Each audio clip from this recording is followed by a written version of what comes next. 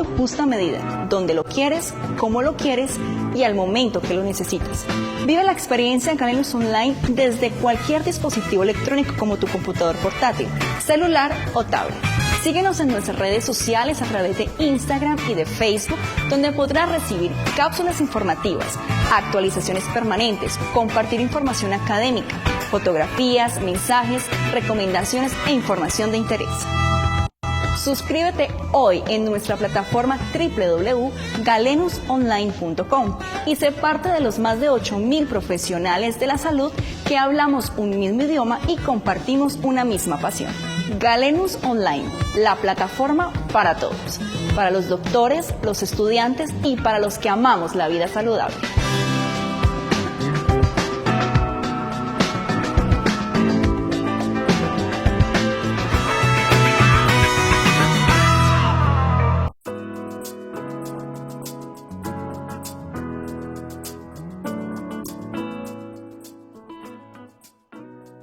Amigos y colegas de toda Latinoamérica, hoy como cada semana nuevamente a través de Galenus Online nos honramos en presentar a conferencistas, a profesores, académicos, docentes de primerísimo nivel.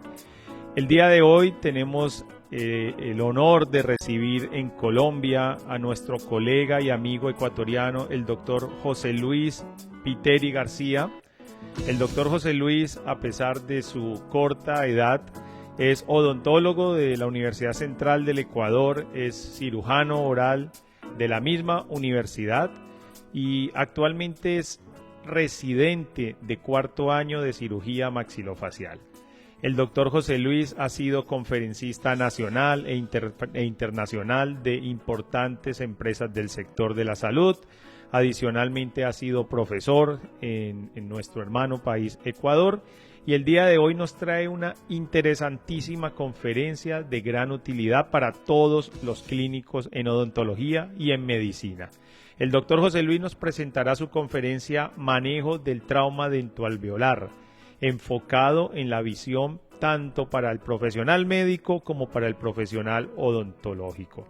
Por tanto, quiero dejarles con el doctor José Luis a todos los colegas de Latinoamérica que tenemos la oportunidad de escucharle el día de hoy. Doctor José Luis, nuevamente muchas gracias por estar en Galenus. Bienvenido a Colombia, su casa para cuando lo desee. Doctor, es todo suyos los micrófonos de Latinoamérica. Buenas tardes con todos. Para mí es un completo placer el poder dirigirme a ustedes el día de hoy. Quiero agradecer a todos quienes conforman Galenus Online y en especial al doctor Rodolfo Molano por su invitación a poder traerles un tema muy interesante tanto para el odontólogo general como el especialista, como es el manejo del trauma dentoalveolar, ¿sí? Bien, vamos a dividir básicamente esta conferencia en 3 puntos básicos que son pues evaluación, clasificación y tratamiento dentro del manejo del trauma dentoalveolar. Vamos a empezar entonces con la evaluación. Para hablar sobre esto es importante tomar en cuenta cosas tal vez muy obvias como son la etiología del trauma dentoalveolar. Es para todos conocidos que es mucho más común en niños. En la edad preescolar este se encuentra aproximadamente en el 30% en una relación 1:1 entre hombres y mujeres. Esta relación aumenta un poco una vez que el niño ingresa a la edad escolar, a la escuela, aumenta hasta el 50%, es decir, 1 de cada 2 niños sufren de un trauma dentoalveolar y la relación aumenta entre hombres y mujeres, es 2:1.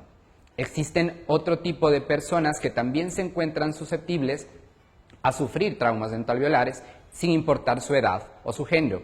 Por ejemplo, la exposición a deportes, sobre todo deportes de alto riesgo, deportes de contacto, o personas que puedan mantener cierto tipo de conductas que sean, entre comillas, peligrosas. Entonces, estas cuestiones deben tomarse en cuenta para poder darnos cuenta de cómo prevenir el trauma dentoalveolar, en qué grupos de personas podemos hacerlo y de qué manera. En general, el trauma dentoalveolar tiene predilección por los dientes en el maxilar, en la región de la premaxila. Tenemos como primer lugar a los incisivos centrales superiores, seguidos por los incisivos laterales superiores y por último los incisivos centrales inferiores en tercer lugar. Estos dientes están protegidos básicamente por el labio superior. Cuando tenemos un overjet normal, es decir, de hasta 3 milímetros, el labio superior cumple como una barrera para proteger a los dientes de la premaxila. Cuando tenemos alteraciones en el overjet, podemos tener pacientes con una mayor predilección para sufrir trauma dentoalveolar. Se dice que cuando tenemos un overjet que sobrepasa los 4 milímetros, como por ejemplo en un paciente clase 2, el grado de protección del labio superior disminuye de 3 a 4 veces, es decir, es más probable que un paciente clase 2 tenga alguna lesión en sus dientes en la premaxila. La presencia de aparatología fija también es un dictaminante, por ejemplo, para que un paciente pueda tener mayor lesión, sobre todo en tejidos blandos, labios, mucosa de la cavidad bucal. Bien, una vez que hemos entendido lo importante cuando llega un paciente de trauma dentoalveolar es manejar correctamente la historia de este paciente. Y así pues vamos a valorar otros 4 puntos. En un principio lo que vamos a manejar básicamente es la cinemática del trauma. En la cinemática del trauma pues tenemos que entender cómo sucedió la lesión del paciente. Aquí vamos a hablar, por ejemplo, de en qué superficie sufrió el paciente el impacto o qué elemento fue el que produjo el trauma, a qué velocidad se realizó, si fue en una superficie limpia o sucia, si fue con un impacto de algo cortopunzante, porque es importante el tomar en cuenta, por ejemplo, si fue en una superficie sucia, que el paciente seguramente necesitará una inmunización tetánica, ¿de acuerdo? Una vacuna antitetánica para evitar complicaciones posteriores. Asimismo, dentro de la cinemática nos va a importar sobre todo un relato que no coincida con los hallazgos clínicos que nos encontramos. El 75% de los pacientes, niños y adultos que sufren abusos, sea abuso infantil o abuso familiar, presentan lesiones orofaciales, es decir, 3 de cada 4 pacientes que sufren abuso tienen alguna lesión en alguna parte de su boca o el rostro. Y es nuestro deber como miembros de la salud estar pendientes de ciertos signos que nos indican que el paciente puede estar sufriendo un abuso. Entonces, dentro de la cinemática del trauma es importante hacer esta correlación.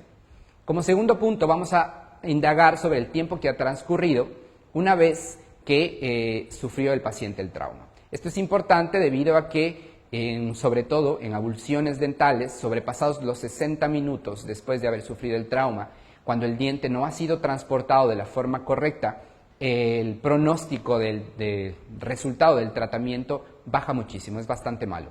Entonces, nosotros vamos a actuar diferente si es que el diente, por ejemplo, fue reimplantado en el sitio del accidente, así es que fue transportado de forma correcta dentro de 60 minutos, así como vamos a actuar de forma diferente si es que pasaron más de 60 minutos. El tercer punto que vamos a evaluar en la historia clínica son los síntomas asociados.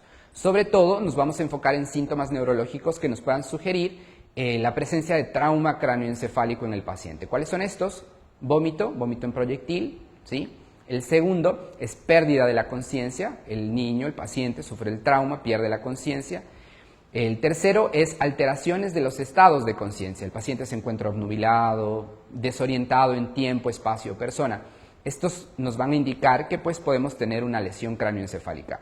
Dolor en la región cervical, región en el sector torácico, dificultad respiratoria, dolor abdominal, limitación en las extremidades nos pueden indicar igual lesiones en otras partes del cuerpo que podrían ser correctamente derivadas si las podemos identificar.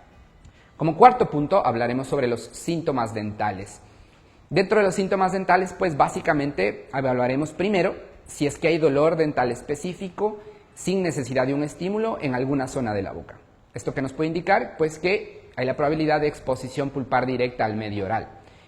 Entonces, pues indicaremos o identificaremos en qué zona tenemos este tipo de problemas.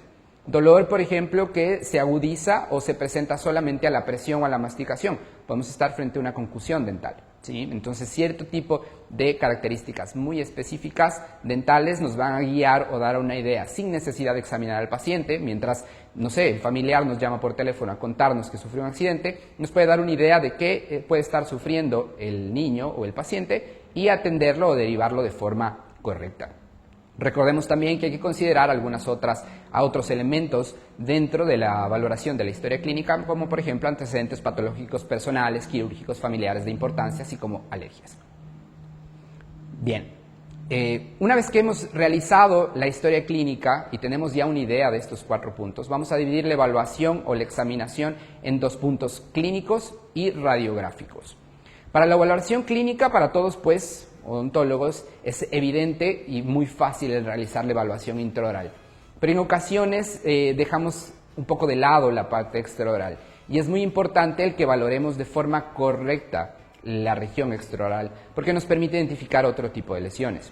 ¿Qué vamos a buscar? Hacia el tercio medio y el tercio superior del rostro, lo primero que vamos a buscar es la presencia de quimosis periorbitarias, pueden ser uni o bilaterales como signos de mapache, que nos pueden identificar presencia de fracturas, trazos Lefort 2, fracturas en la porción anterior o paredes de la órbita, ¿sí? Buscaremos abrasiones en la región frontal o temporal, contusiones o aumentos de volumen que nos puedan identificar o nos puedan indicar alguna lesión en la región craneal. O podemos también identificar, por ejemplo, hemorragias subconjuntivales que nos indicarán si es que hay algún trauma a nivel ocular. Estas son unas pocas de las más comunes. En la parte inferior, sobre todo en los labios, tenemos que tener muy presente las laceraciones en los labios, superior e inferior. Estas laceraciones deben ser tratadas de forma correcta y a tiempo para que no provoquen cambios estéticos en el paciente. Laceraciones de más de 2 a 3 milímetros deben ser correctamente suturadas. Si es que se logra identificar una alteración en el músculo orbicular de los labios, este debe ser reposicionado de forma correcta y la sutura de la región labial debe ser realizada adecuadamente, respetando el bermellón labial, para permitir que el paciente recupere una adecuada estética labial. Esto es muy importante.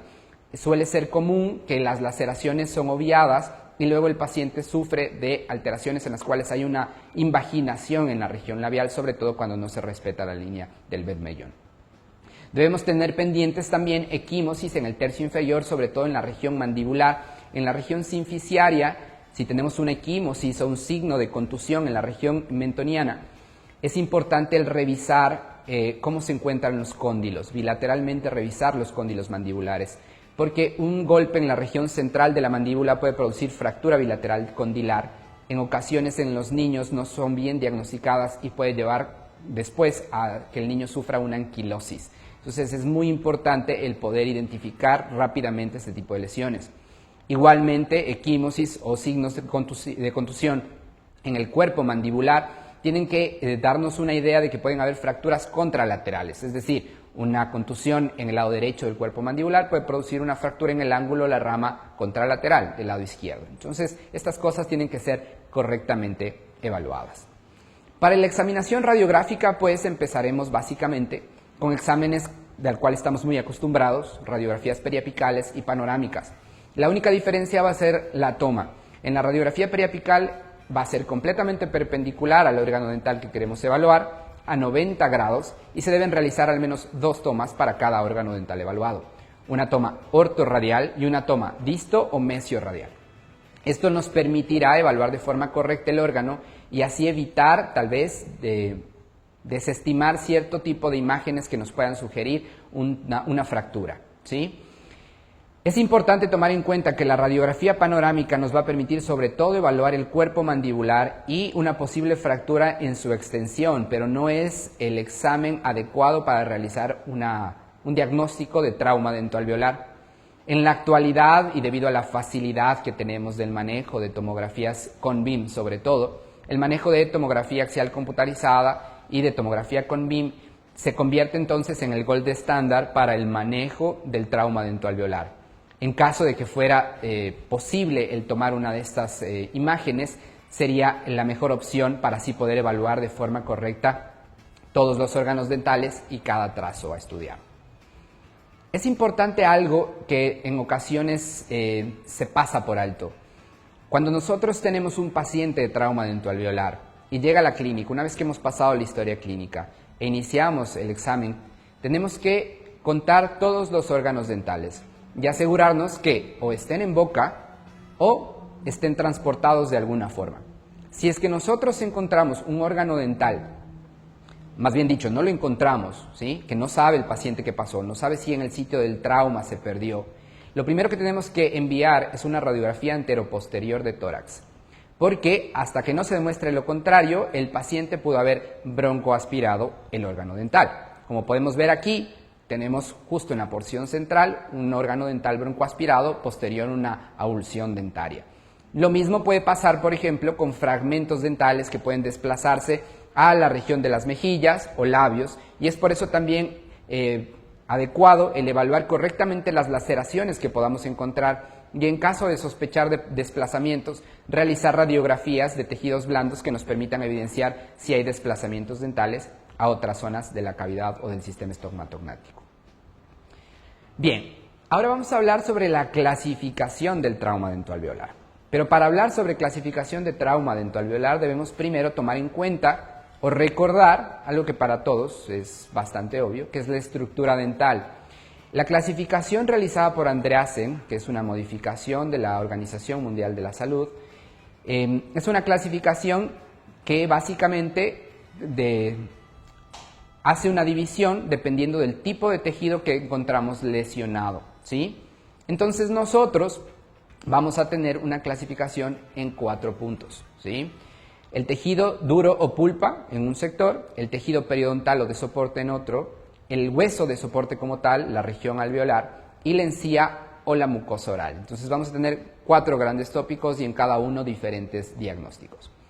Recordemos que Andreasen es pues uno de los, o más bien dicho, el más importante exponente en cuanto a manejo del trauma dentoalveolar que tenemos. Entonces, pues todos alrededor del mundo manejamos esta clasificación.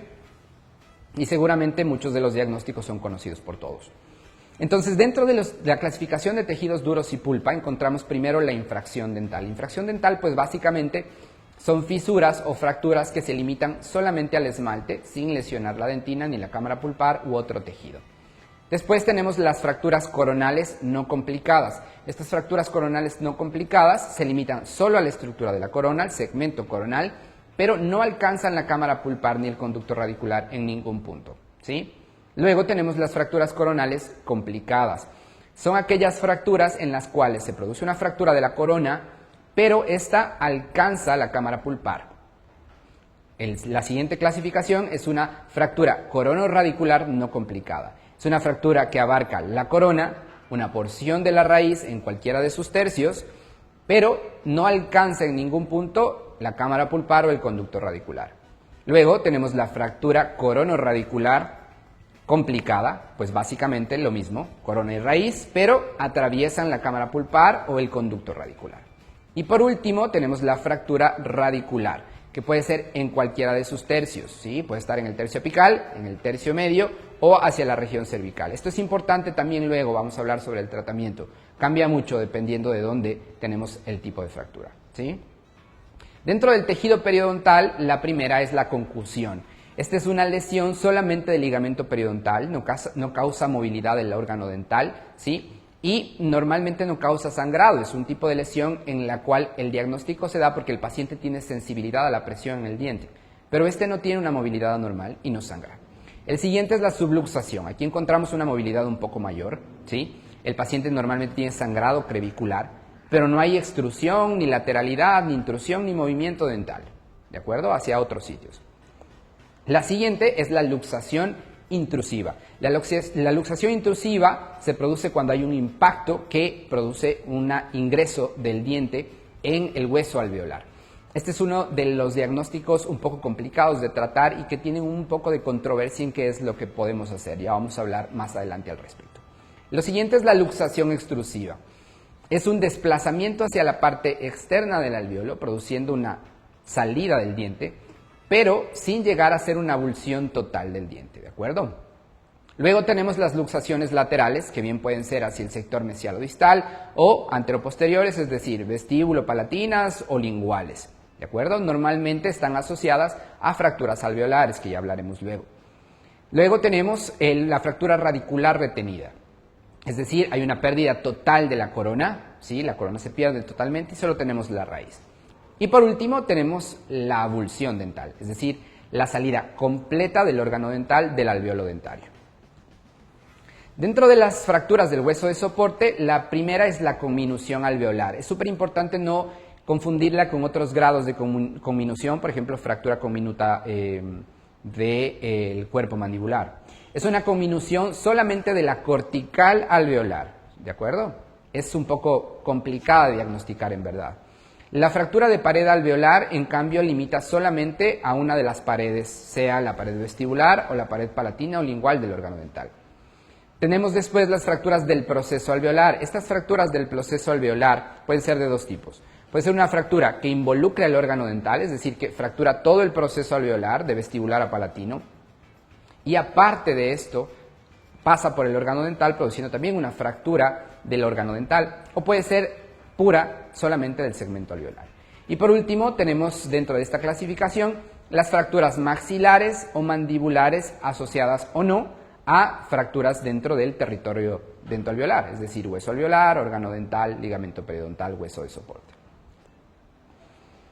Vamos a hacer, antes de pasar a la parte de la encía y la mucosa oral, hablar sobre cuáles son los indicadores de las vías de la lesión, ¿de acuerdo? ¿Qué es lo que ustedes deben preguntarse clínicamente? Y este es un resumen muy interesante, el que pueden ver ahora.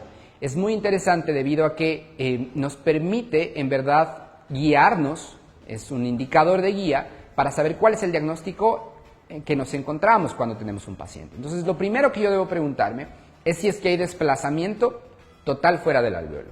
Si es que hay desplazamiento total fuera del alveolo, estoy ante una avulsión, no hay otra vía. Una vez que mi respuesta es no hay un desplazamiento total, lo siguiente que yo me voy a preguntar es, ¿hay desplazamiento o no hay desplazamiento? Vamos a empezar primero, con la parte de que no hay desplazamiento. Mi diente no está desplazado. Entonces yo debo preguntarme si el diente está flojo o no está flojo. ¿Hay aflojamiento o no? Si el diente no está desplazado, pero hay aflojamiento, ¿no es cierto? Lo que vamos a tener es una subluxación. Ahora, si el diente no está desplazado, tampoco está aflojado, lo primero es si es que hay sensibilidad a la percusión o a la presión. Si es que hay sensibilidad a la percusión, sin sensibilidad a la percusión, yo puedo tener con fractura o sin fractura. Si no tengo fractura, estoy ante un diente normal. Si tengo una fractura, la fractura puede estar debajo o encima del margen gingival y por lo tanto estoy ante una fractura coronal o coronorradicular. Pero si hay sensibilidad a la presión, pues tengo una concusión. ¿De acuerdo? Vamos a pasarnos al otro lado del esquema. Tenemos las zonas de desplazamiento. El desplazamiento puede ser con movilidad o sin movilidad, es decir, el diente está fuera del alveolo, pero puede tener o no movilidad. Entonces, si yo tengo una pieza desplazada, pero que no se mueve, lo más probable es que esté ante una intrusión o una protrusión o lateralidad, una luxación lateral. Porque normalmente el órgano dental se ancla en esa porción del hueso y no se mueve. A pesar de estar desplazado, no se mueve. Entonces puedo tener cualquiera de estas dos. Si el diente está desplazado y aparte se mueve, lo siguiente que voy a ver es si el movimiento se realiza de un solo diente, ¿sí? Es decir, yo muevo el órgano dental y se mueve solo ese diente, entonces lo que voy a tener son una fractura única del diente. Puede ser una extrusión del diente, se está moviendo porque está un poco fuera del alveolo, o puedo tener una fractura dental, por ejemplo, por una fractura radicular a cualquier nivel. Para esto, ¿qué es lo que tengo que ver entonces? Signos radiográficos, ¿de acuerdo? En los otros, casi en todos, los puedo hacer solamente clínicamente.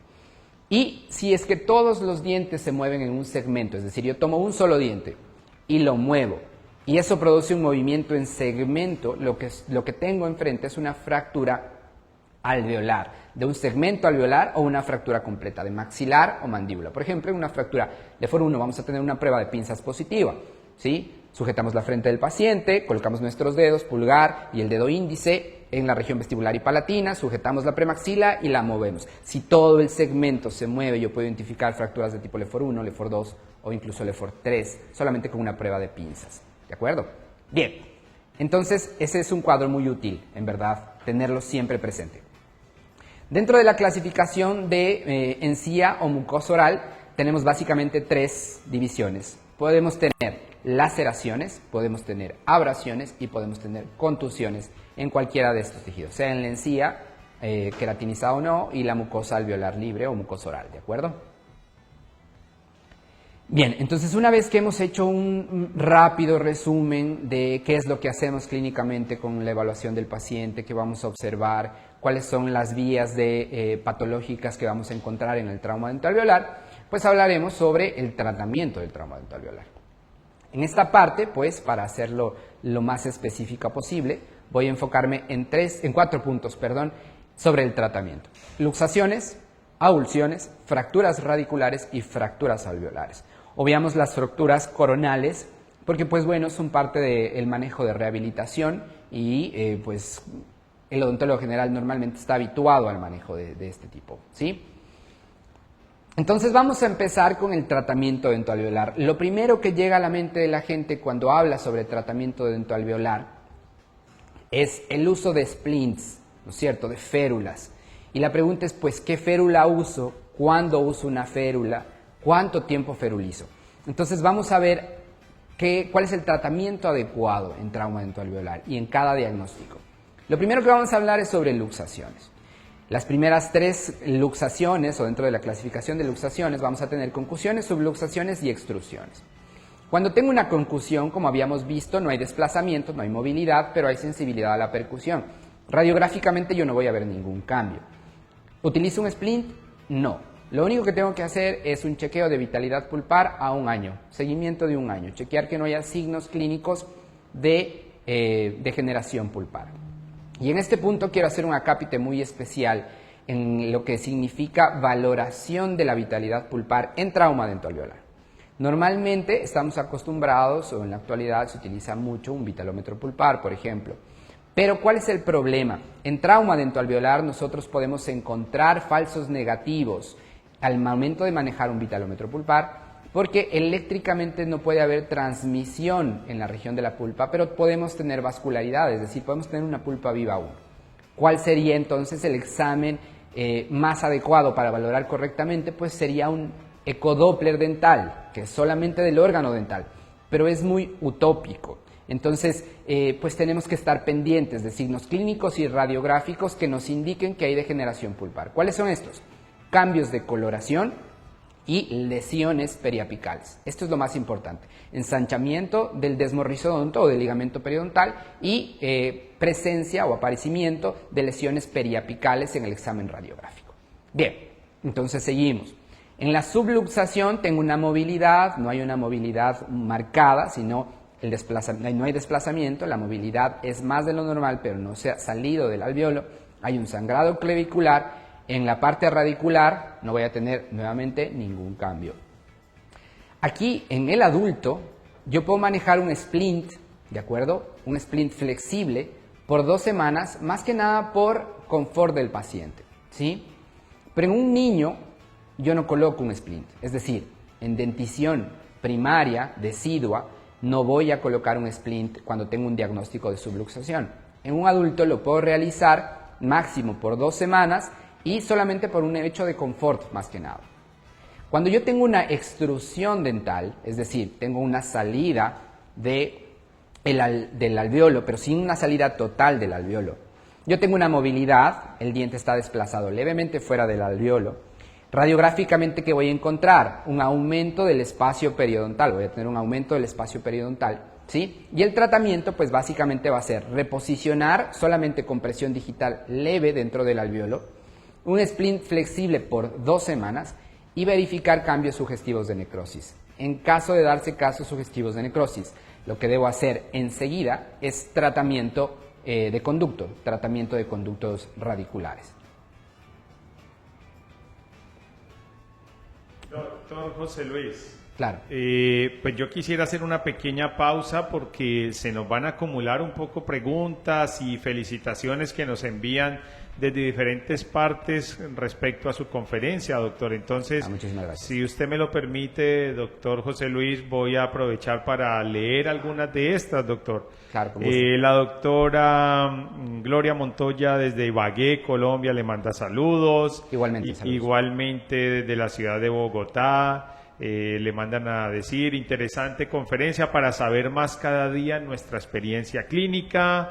Desde Quito, su ciudad, doctor, felicitaciones, mi doc, siempre emprendiendo en lo que a usted le gusta, bendiciones, saludos desde Ecuador. A todos, grande doctor Viteri, el doctor Alejandro Edwin Velasco desde Ecuador. Me parece perfecto que den profesionales de renombre estos temas que son importantes, que nos pueden pasar en la vida diaria. Un honor poder estar en una charla online con tan grande profesional, doctor Viteri, y así sucesivamente, doctor. Entonces, para mí un placer.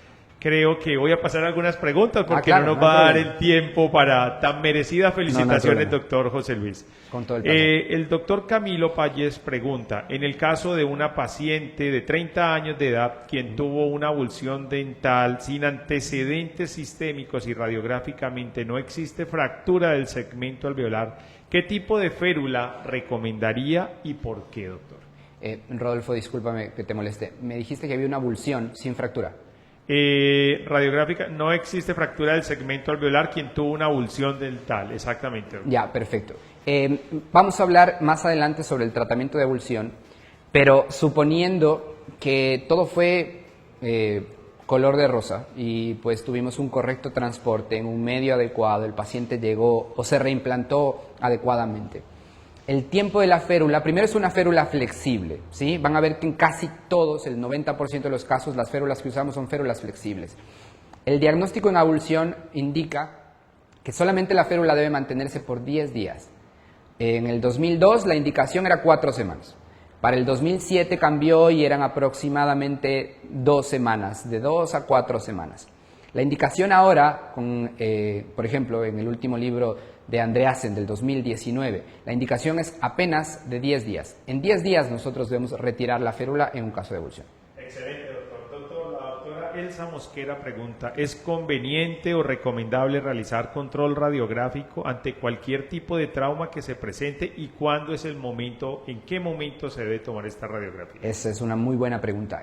Pues nosotros tenemos algo que hacer que se llama proservación. La proservación pues básicamente es un seguimiento clínico y radiográfico de un caso. La proservación se aplica pues a un montón de tratamientos, no solamente al trauma. La primera radiografía que vamos a tomar es la radiografía cuando el paciente llega, la radiografía diagnóstica. La siguiente es en cuanto nosotros realizamos la reposición en caso de que el diagnóstico requiere una reposición. Necesitamos evidenciar que lo hayamos hecho de manera correcta. ¿De acuerdo? Entonces esa es la segunda radiografía. La siguiente radiografía va a ser al mes. La siguiente radiografía al mes de yo haber realizado mi reducción. Siempre y cuando no tenga yo algún signo clínico de degeneración pulpar. Si no, pues lo realizo antes. Si todo va bien, el control se hace al mes, 3 meses, 6 meses, 9 meses, 12 meses y a partir del año se hace una vez al año por 5 años. Doctor, excelente. Yo quiero decirle a todas las personas, centenares de personas que nos están escuchando y enviando mensajes, que vamos a tener una pequeña pausa, doctor, Claro, pero no no quiero irme sin dejar 2 preguntas muy reincidentes que nos llegan y que he agrupado. La una, doctor, usted manda en luxaciones abulsivas antibiótico y si es el caso, ¿cuál, cuánto tiempo y en qué condiciones lo manda? Esa es la primera pregunta, doctor. Ya, la respondo para luego la segunda. Sí. Bien, el tratamiento antibiótico está indicado siempre que el paciente haya tenido un trauma, sea de cualquier tipo, en una superficie sucia. ¿De acuerdo? Es lo primero. Y ahí tenemos que considerar obviamente también la necesidad de inmunización antitetánica, ¿no? Hacer una vacuna antitetánica. En este caso, cuando la elección es enviar antibiótico terapia, la primera elección es la tetraciclina. Según las últimas guías es la tetraciclina, se da por 7 días, ¿sí? Debemos tomar en cuenta que en muchos países debajo de los 12 años la tetraciclina está prohibida. En estos pacientes pues podemos manejar penicilina B o amoxicilina por 1 semana. Siempre y cuando no sean alérgicos, pues si no optaremos por alguna opción. Podría ser una clindamicina, por ejemplo, sin ningún problema. Normalmente se da por 7 días. Desde Bolivia, el doctor Carlos Apaza pregunta, Doc, ¿y en niños si no se puede utilizar splints? ¿Qué se utiliza? Saludos desde Bolivia. Ya, perfecto. El diagnóstico del cual hablamos es que no teníamos en una subluxación que usar splints. En verdad, en niños, en dentición primaria, se utiliza solamente en 2 casos. Ya los vamos a ver luego, no me adelanto mucho. Pero, por ejemplo, en caso de subluxación, lo que se intenta es de dejar al órgano dental en infraoclusión, en el diagnóstico específico de subluxación. Se lo deja en infraoclusión, sí, pero no se lo feruliza. ¿Cuál es el problema? En una dentición definitiva no tenemos problema en verdad en la anquilosis, ¿de acuerdo? Incluso en ciertos casos, vamos a ver luego, lo que queremos es lograr una anquilosis.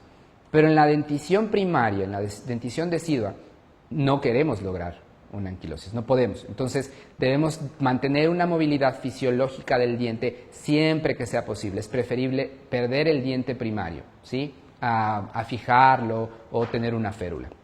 Doctor José Luis, vamos a una pequeña pausa. Sabemos que muchas personas quisiéramos seguir, pero por motivos de organización y de mayor aprovechamiento de esta excelente conferencia vamos a tener una pequeña pausa. Estimados colegas, no se la pierden lo que queda de la conferencia. Compártanla a cada vez más número de personas que pueden verse beneficiadas de esta espectacular charla. Volvemos en 2 minutos.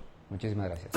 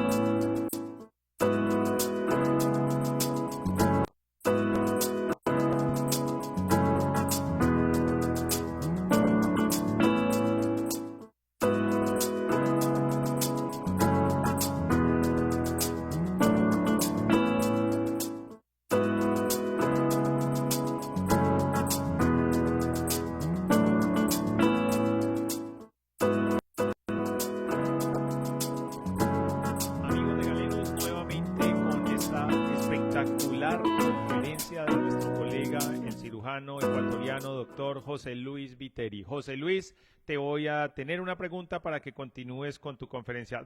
Una odontopediatra, la doctora Arango, manda a preguntarle si la luxación fue intrusiva y compromete el germen del diente permanente, ¿qué se debe hacer?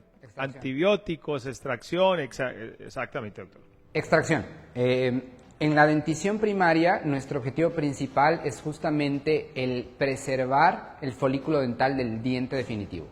Y luego, obviamente, como el odontopediatra manejará mucho mejor que yo, pues mantener el espacio y continuar con el crecimiento y desarrollo de los maxilares y dental. Si compromete la avulsión, es intrusiva y compromete radiográficamente, se ve que hay un comprometimiento, es sacar el órgano dental, igual, una cobertura antibiótica y pues nada más, ese es el tratamiento. De acuerdo, doctor. Por favor, doctor, para todos los que nos escuchan, continuemos con su excelente conferencia. Bien, entonces nos habíamos quedado en el tratamiento de luxaciones, nos faltan ver todavía 2 más. Y les colocaba aquí esta foto porque lo siguiente que debemos valorar cuando tenemos un diente definitivo es si es que este tiene un ápex abierto o si es que tiene un ápex cerrado. Y eso va a variar en cierto tipo de diagnósticos. Bien, entonces lo siguiente que vamos a ver nosotros es básicamente luxación lateral y luxación intrusiva. En luxación lateral, como habíamos visto, pues puede estar desplazado hacia vestibular, hacia palatino o de forma lateral, casi siempre asociada a fracturas de las paredes alveolares cuando tenemos estos casos. ¿Qué es lo que vamos a ver? Pues un aumento del espacio periodontal contralateral a la zona de desplazamiento. Si el diente está desplazado hacia palatino y hiciéramos una tomografía, pudiéramos ver que tenemos más espacio hacia la región vestibular. Si es que tenemos un desplazamiento hacia la región mesial, pues vamos a tener un espacio periodontal aumentado hacia la región distal, siempre hacia el sector contralateral. Entonces, ¿cuál es el tratamiento? Nuevamente voy a reposicionar el diente y voy a usar un splint flexible de 4 semanas. Aquí lo que voy a hacer una diferenciación es entre ápex cerrado y ápex abierto, ¿de acuerdo? Cuando yo tengo un ápex cerrado, tengo que monitorizar todo el tiempo la pulpa e iniciar rápidamente un tratamiento en caso de que note yo degeneraciones. Casi siempre estas degeneraciones pulpares, clínicamente, se van a notar antes de las 4 semanas que yo dejo el splint flexible. Entonces, yo inicio el tratamiento, obviamente no lo hago yo, lo hace el endodoncista, se inicia el tratamiento antes incluso de retirar la férula, ¿de acuerdo? Porque normalmente es un órgano dental que está flojo dentro del alvéolo. Entonces se aprovecha la fijación para realizar el tratamiento de conducto y después se mantiene una semana más y luego se retira. Cuando el ápex está abierto, el pronóstico es mejor. Normalmente hay un alto grado de probabilidad de que haya una revascularización pulpar debido a la apertura en el ápex. Entonces lo que yo voy a hacer es eso, tratar de revascularizar nuevamente. Sigo con mi splint flexible, no cambio en esa parte y pues el objetivo es que continúe el desarrollo dental. Si es que no se llega a dar y tenemos en ápex abierto degeneración pulpar, pues nuevamente nuestros colegas endodoncistas realizar el tratamiento de conducto, realizar el cierre de esta apertura como bien ellos saben hacerlo. En la luxación intrusiva, como habíamos hablado, pues no hay movilidad del diente. El diente está totalmente impactado, tenemos una infraoclusión, el diente está por encima o por debajo, si es mandibular o maxilar, por encima o por debajo de la línea oclusal del resto de dientes, está desplazado dentro del alvéolo y en una pérdida de espacio periodontal radiográficamente, es decir, no identificamos un desmorrizodonto. ¿Cuál es el tratamiento? Yo puedo tomar dos posturas, si es que tengo un ápex abierto o un ápex cerrado, ¿de acuerdo? En dentición permanente primero. Si es que yo tengo un ápex abierto, la primera opción es permitir reerupcionar el diente, es decir, que solamente él solo vuelva a su posición normal. ¿Cuánto voy a esperar? Máximo 4 semanas, de 2 a 4 semanas.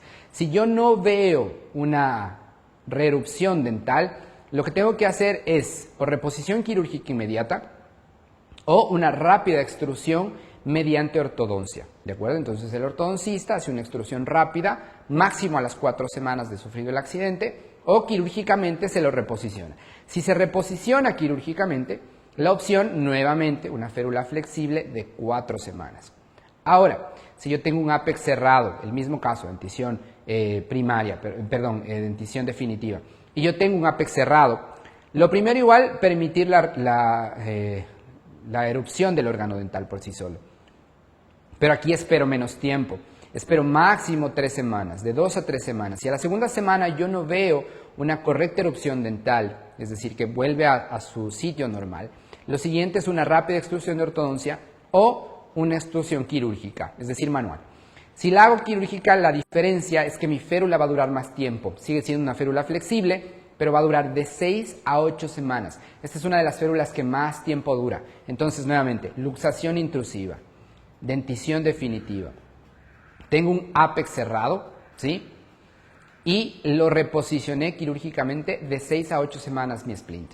Ahora, si yo tengo una dentición primaria decidua de un niño, yo tengo una intrusiva, si es una intrusiva que no lesiona el folículo del diente definitivo, pues lo único que hacemos es dejar que erupcione. Si se mantiene en esa zona, se va a reabsorber mediante el proceso de erupción de la pieza definitiva y no va a pasar nada más. Si es que tenemos una lesión del folículo definitivo, pues la exéresis rápidamente del órgano dental que lo está produciendo. Hay otras características que debemos tomar y sobre todo, en cuanto al manejo del órgano dental una vez que está avulsionado. El siguiente tema que vamos a tratar es avulsiones dentales. Entonces aquí lo primero es que yo no debo manipular el órgano dental jamás de su raíz. Y eso es algo que es importante darlo a conocer a los padres de familia que van a la consulta, a todas las personas que podamos nosotros educar. Nunca debe ser manipulado de la raíz. Una vez que llega a la consulta, pues lo puedo manipular con los dedos o lo podemos manipular mediante forceps, ¿sí? Pero no deben ser manipulados en la región de la raíz. ¿Por qué es importante? Pues porque nuestro objetivo es mantener el ligamento periodontal que pueda sobrar adherido a toda la región del cemento radicular. Entonces es muy importante el no manipular desde esa región. Aquí vamos a tener otra pregunta y es ¿cuándo lavamos el diente? ¿Cómo lo lavamos? ¿Y qué hacemos básicamente? ¿Sí? Entonces, bien, para esto nosotros vamos a centrarnos en el diagnóstico de avulsiones.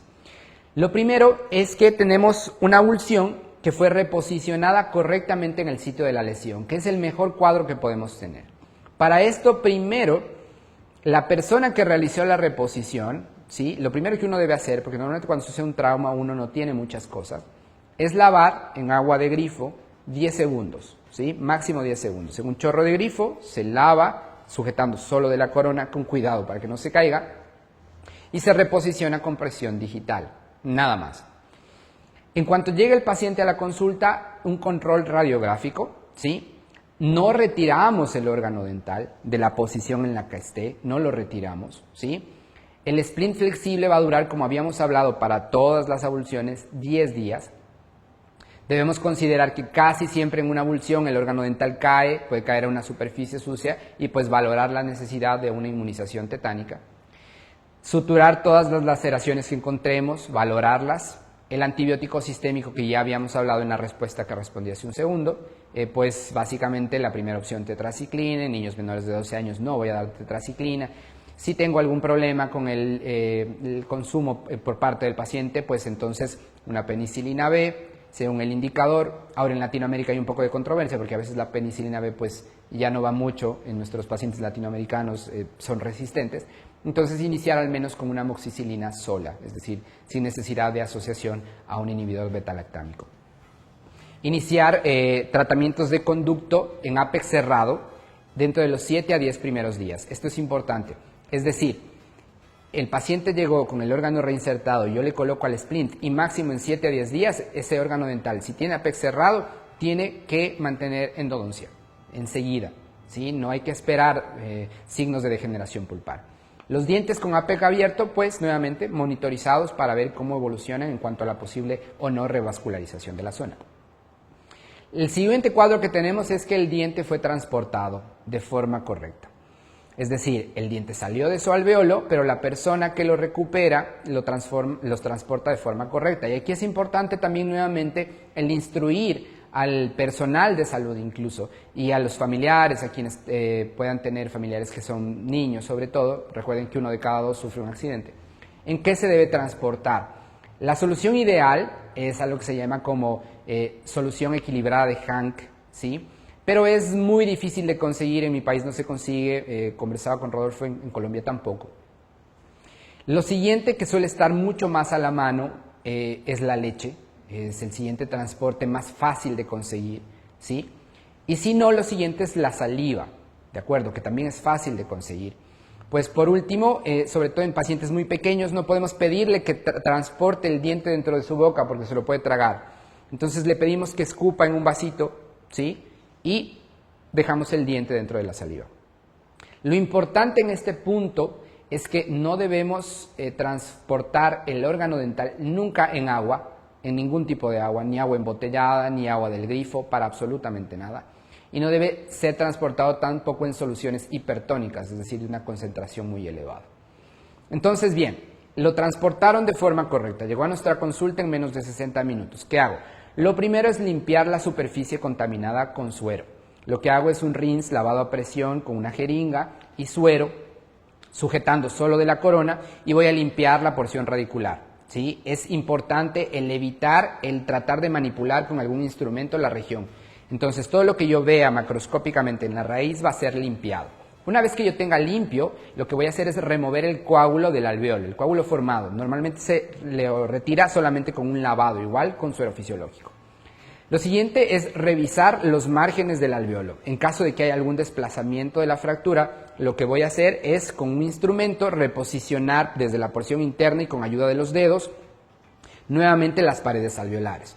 Reimplanto el diente solamente con presión digital, esto es muy importante porque así me va a permitir identificar zonas donde pueda tener puntos de contacto con la pared alveolar que no me permitan reposicionar. Y en ese caso lo que tengo que hacer es nuevamente reducir de forma adecuada el alveolo. Una vez que ha sido reposicionado, hago un control radiográfico, lo realizan, hago una radiografía, veo que esté bien ubicado, luego coloco un splint, nuevamente flexible, de máximo 10 días. Suturamos laceraciones, enviamos antibiótico sistémico y en dientes con ápex abierto, nuevamente monitorizar si hay revascularización del tejido, ¿no es cierto? Revascularización pulpar.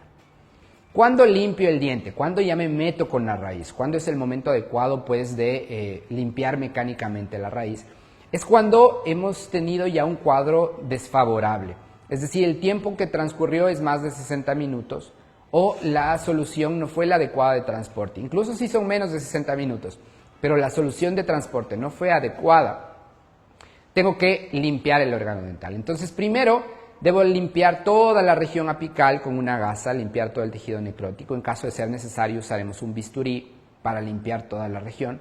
Remuevo el coágulo, reviso los márgenes. Mientras tanto, siempre que hacemos estas cosas, me olvidaba de mencionarles, el órgano dental tiene que estar sumergido en solución adecuada, ¿no es cierto? Puede ser suero, si es que tenemos solución equilibrada de Hanke en nuestra consulta, pues sería excelente. Lo dejamos sumergido mientras seguimos haciendo estas otras maniobras. Revisamos el alveolo, vemos que todo esté bien. Y en este caso, cuando el tiempo ha sido mayor a 60 minutos o ha sido mal transportado, lo que voy a hacer es colocarlo en fluoruro de sodio al 2% por 20 minutos. ¿Sí? Fluoruro de sodio pues lo tiene casi cualquier odontólogo, se deja sumergido totalmente. En caso de que se pueda realizar en ese mismo momento, se hace un vaciamiento pulpar con el diente fuera, se hace el acceso, se limpia completamente, ¿de acuerdo? Para que el fluoruro pueda ingresar dentro del conducto. Y en los casos de piezas avulsionadas se puede realizar el tratamiento de conducto con la pieza fuera del alveolo, es decir, antes incluso de colocarlo. Una vez que tenemos esto ya listo, reimplantamos el diente en el alveolo, revisamos nuevamente radiográficamente, coloco mi férula, nuevamente un splint máximo en este caso lo puedo dejar más tiempo, se recomienda 10 días, pero lo puedo dejar hasta 4 semanas, es el único cambio en tratamiento de avulsión. Suturo las laceraciones, nuevamente antibiótico sistémico. En caso de no haber hecho el tratamiento de conducto, el momento de la reimplantación tiene que hacerse máximo a los 14 días después. Y lo importante aquí es que en este tipo de avulsiones, cuando han sido mal manejadas, el pronóstico es muy malo. Pero a pesar de eso, debemos mantener el órgano dental dentro del alveolo, porque esto nos va a permitir luego mantener una altura adecuada del margen alveolar, de la cresta marginal alveolar, para no provocar defectos en el sector donde se han sufrido avulsiones. En todo caso, lo que va a pasar es que el diente se va a anquilosar. En caso de que se anquilose, se hace una coronectomía, se retira la corona, se deja la raíz y esta va a empezar a reabsorberse. Pero se va a evitar sobre todo la pérdida de altura en la región ósea. Cuando tengo fracturas radiculares, pues básicamente puedo tener una fractura de tercio apical o una fractura de tercio medio. Si la fractura es de tercio apical, reposiciono el diente, ¿sí?, radiográficamente y dejo un splint de 4 semanas. El fragmento apical normalmente se va a mantener vital. Si tengo signos degenerativos, retiran y hacen tratamiento de conducto solo de la porción móvil hasta la zona donde tenemos la fractura. No es necesario hacer nada más. Cuando tengo una fractura de tercio medio, el pronóstico es regular, no es un buen pronóstico. Dejo nuevamente un splint de 4 semanas, reviso la vitalidad del fragmento y si ocurre necrosis pulpar, pues tratamiento endodóntico, ¿de acuerdo?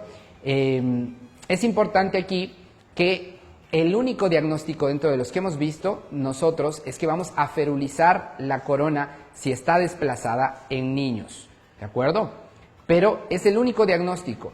Yo no vuelvo a reimplantar un diente avulsionado en un niño. En dentición primaria jamás se reimplanta un diente avulsionado. Es súper importante, ¿de acuerdo?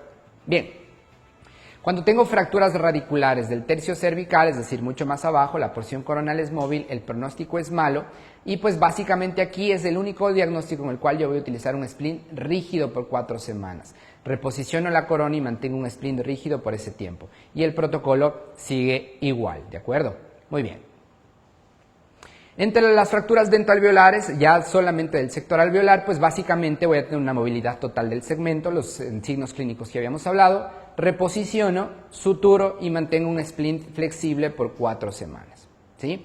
En caso de usar barras de Erich para esta zona, lo que vamos a tener, pues básicamente, es que no debemos fijar los dientes que tengan luxaciones o avulsiones a la barra de Erich, se tiene que hacer con splint. Aquí tienen un resumen de cuáles son los tiempos que vamos a tener que realizar y qué tipo de splint dependiendo del diagnóstico, ¿de acuerdo? Hemos visto que hay varios tipos de splints rígidos flexibles y diferentes tiempos de duración. Aquí está un resumen, pues básicamente con cada uno de los diagnósticos. Tienen varios tipos de splints, el más usado pues es el alambrado con resina, es fácil de usar, pero uno de los mejores y más fáciles es el uso de TTS, que es básicamente un splint para trauma de titanio, es Titanium Trauma Splint, ¿de acuerdo? Es bastante útil, se usa igual con resina. Es importante tomar en cuenta que la mejor herramienta que tenemos como miembros de la salud odontólogos es la prevención. Y para eso se pueden utilizar mouthguards o guardas bucales, sobre todo en pacientes que son susceptibles a sufrir trauma dentoalveolar. Estas guardas pueden ser personalizadas o de stock.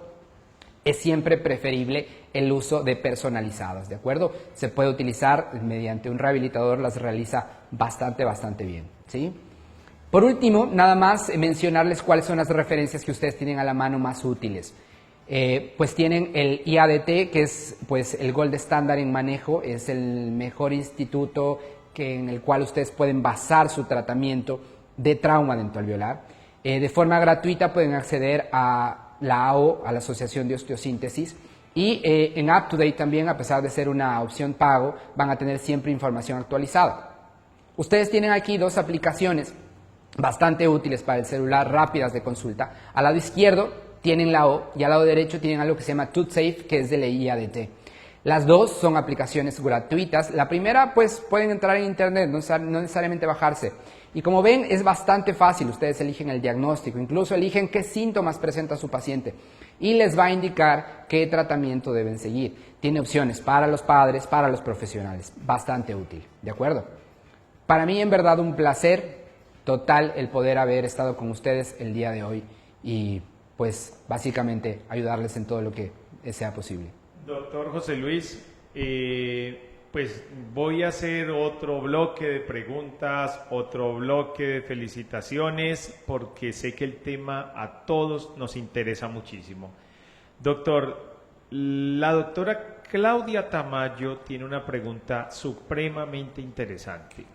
Dice: tuve una pequeña luxación intrusiva a los 17 años del diente 13. El diente sigue vital. ¿Aún pueden extruirlo con ortodoncia? Pregunta la doctora. Ya, sí, si es que el diente no tiene ningún otro signo y se encuentra vital, no hay ningún problema, pues tranquilamente puede ser extruido con ortodoncia. Si es que no hay signos degenerativos de reabsorción interna, externa en la región radicular, puede ser extruido sin absolutamente ninguna contraindicación. Excelente. La doctora Adriana manda a preguntar: ¿cómo se maneja el trauma con extrusión en niños si no se puede ferulizar? ¿Cómo se maneja el trauma, perdón? En niños con extrusión si no se puede ferulizar. Ya, perfecto. El trauma en niños, cuando no se puede ferulizar, si tiene solamente una abulsión, no es una abulsión, sino solamente una luxación extrusiva, se vuelve a recolocar en la zona, ¿de acuerdo? Y lo que se hace es como una especie de guarda, lo hacen los odontopediatras, es una especie como de férula, de splint oclusal, que evita el tope del niño, ¿de acuerdo? Con el órgano dental. O se puede dejar en infraoclusión, normalmente. Doctor, la doctora Margarita Ramírez de Pereira, una ciudad de Colombia, ella es ortodoncista, tiene unas preguntas muy interesantes, las he reunido. ¿Los laminados cerámicos pueden producir una fractura oblicua? La primera pregunta. Y la segunda, sobre un concepto que usted dio y que sé que ella quiere que quede muy claro, y es: o sea, que un diente temporal jamás se vuelve a reimplantar. Ya, en los laminados cerámicos, pues sí, pueden producir fracturas oblicuas. Seguramente pues las cargas tensiles y las fuerzas serán mejor explicadas por un rehabilitador. Sí, pues en mi experiencia, pues la verdad creo que nunca hice una carilla, ni siquiera en el pregrado, pues mi educación es netamente quirúrgica, pero sí puede producir fracturas oblicuas, cierto tipo de cargas no distribuidas adecuadamente pueden provocar incluso fracturas transversales completas del órgano dental. En cuanto al siguiente punto, totalmente. Si ustedes tienen una abulsión de un diente primario, jamás se reimplanta, jamás se reimplanta.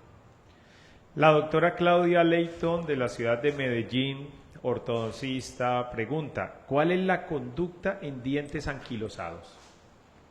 ¿Cuál es la conducta en dientes anquilosados si presenta alguna fractura de tipo corono-radicular, o cuál sería preservar el... La pregunta va hasta ahí, doctor, pero yo supongo que la pregunta va encaminada a si es una fractura corono-radicular, ¿El manejo es alargar, ser muy conservador? ¿Cuál sería su consideración, doctor, con respecto a este diente? Ya, perfecto. Es decir, tenemos una pérdida total de la corona, entiendo. Nos sobra solamente la raíz. Esa es la pregunta. Pues en esa parte pues puede haber tratamientos en los cuales pierdo la corona. Se puede hacer un alargamiento de corona con una extrusión controlada del fragmento radicular. Nuevamente lo que realizamos pues es la reparación. El rehabilitador realiza la reparación con perno corona y pues se vuelve a tranquilamente restaurar el órgano dental. Ahora, si la pregunta va dirigida a qué pasa cuando ya realicé el tratamiento del trauma dental alveolar y mi órgano dental sufre de una anquilosis, es que no es algo que nos deba preocupar. Si sufre una anquilosis, lo que se hace es una coronectomía, retiro la corona y dejo la raíz anquilosada. Y sigo haciendo preservación, evaluación clínica y radiográfica. ¿Cuál es mi objetivo? Que después yo voy a necesitar realizar un tratamiento para reposicionar de cualquier forma el espacio perdido por el órgano dental, pero a pesar de eso, pues básicamente lo que hago es control. El organismo va a provocar una reabsorción del órgano dental anquilosado y nuevamente se va a transformar en tejido óseo a largo plazo. Doctor, hay infinidad de preguntas, hay infinidad de muy buenos comentarios hacia usted como profesional y hacia usted como persona, doctor. Quiero pasarle una pregunta de un médico, un colega médico, el doctor Jason San Clemente, quien dice: soy médico y trabajo en atención primaria en Belén, un pequeño pueblo en Nariño. Tengo dudas cuando me llega como médico el paciente con este tipo de traumas. ¿Debo prescribirle antitetánica? 1.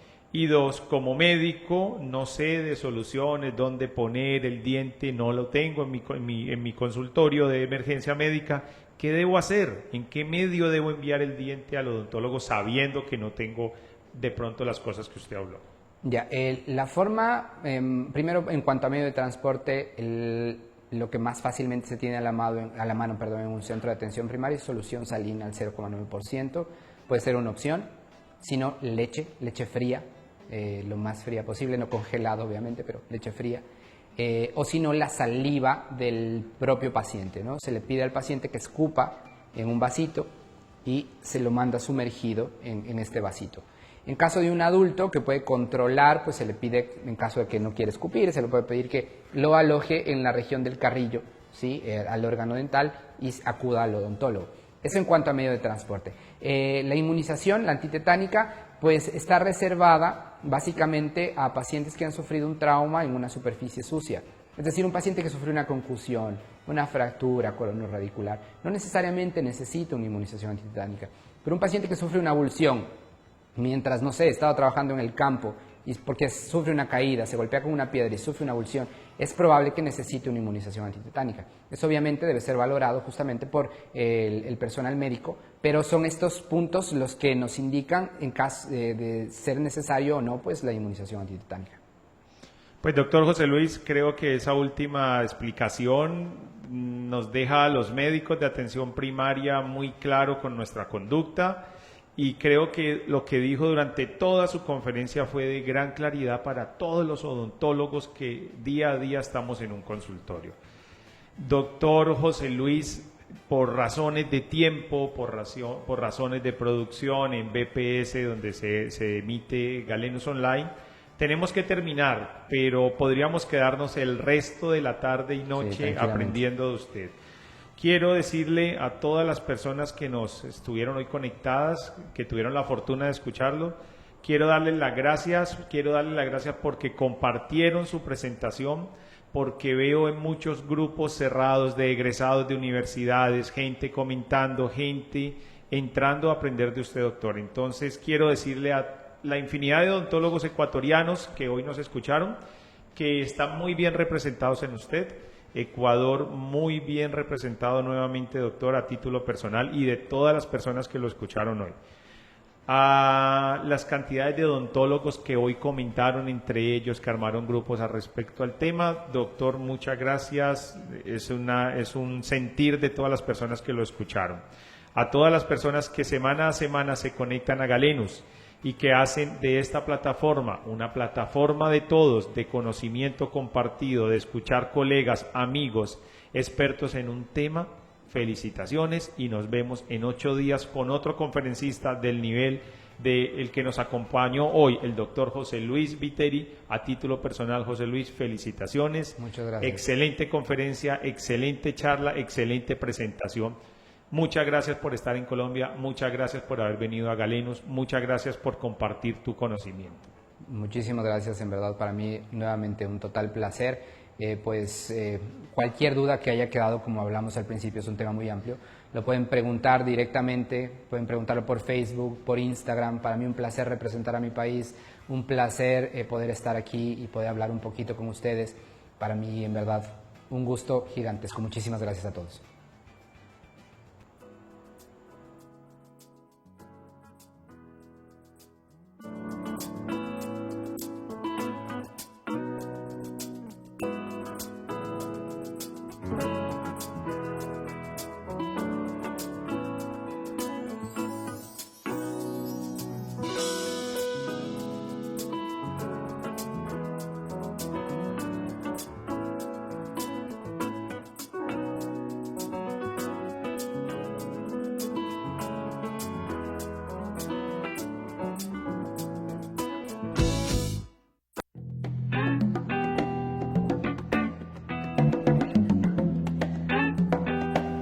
¿Sabes qué es Galenus Online?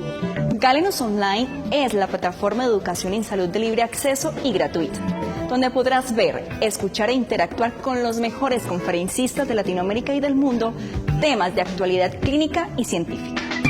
Galenus Online, conocimiento a tu justa medida, donde lo quieres, cómo lo quieres y al momento que lo necesitas. Vive la experiencia en Galenus Online desde cualquier dispositivo electrónico como tu computador portátil, celular o tablet. Síguenos en nuestras redes sociales a través de Instagram y de Facebook, donde podrás recibir cápsulas informativas, actualizaciones permanentes, compartir información académica, fotografías, mensajes, recomendaciones e información de interés.